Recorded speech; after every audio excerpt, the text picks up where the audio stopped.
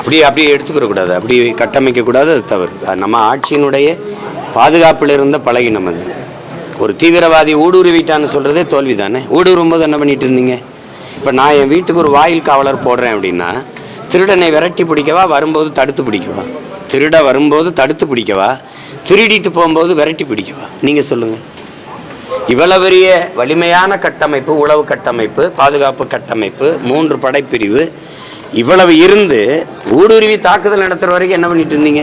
அப்படி தான் புல்வாமாவில் நடந்துச்சு, இப்போ நடந்திருக்கு. இதை ஒரு மதத்தின் மீது பழிய போடுவது எப்படி? நம்மளுடைய பாதுகாப்புத்துறையினுடைய பலகீனம், நம்மளுடைய குறைபாடு. அப்போ தடுத்திருக்க முடியும்ல. அப்போ திடீர்னு இதை இவ்வளோ தூரம் விட்டுட்டு இப்போ திடீர்னு ஒரு மதத்தின் மீது பழிய சுமத்துறதை ஏற்க முடியாது. எந்த மதத்தில் தீவிரவாதம் இல்லை?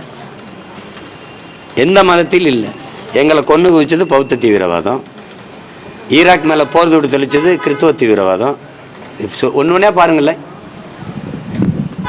எந்த இடத்துல? குஜராத்தில் நடந்த கலவரம் என்ன தீவிரவாதம்? திடீர்னு ஒரு வன்முறை தாக்குதல் வந்தால் ஒரு மதத்தை பழிய போட்டு அப்படி தப்பிச்சு போகிறத அது ஏற்க முடியாது. அது சரியானதில்லை.